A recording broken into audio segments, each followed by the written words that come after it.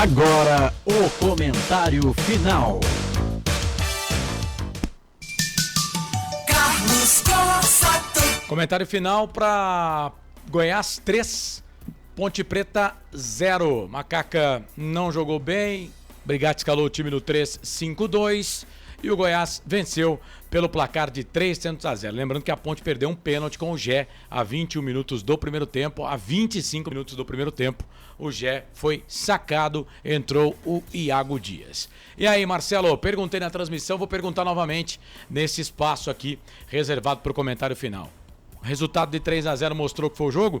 Sim, mostrou que foi o jogo. A Ponte, até esse pênalti do Gé, não tinha posse de bola, mas incomodava o Goiás. Depois que o Gé perdeu o pênalti, aí o Goiás toma conta do jogo e a Ponte não incomoda mais o time esmeraldino. Resultado justo, 3-0. Se não fosse o Pedrão, a Ponte tinha saído da Serrinha com até mais gols contra, viu, Carlos? Vamos falar rapidamente aqui, 30 segundos para falar do Brigatti. Tirou o Gé. Você concordou com a saída do Gé no primeiro tempo? Não.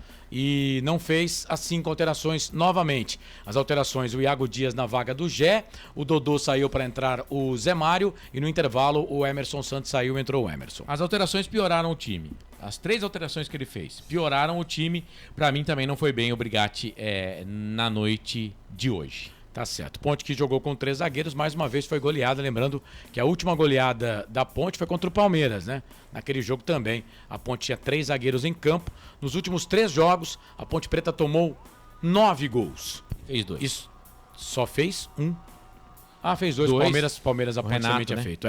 Então são 9 gols tomados e só 2 gols feitos pelo time da Ponte Preta, coisa de se pensar e estudar. Próximo jogo contra o Amazonas, 8 da noite, na segunda-feira.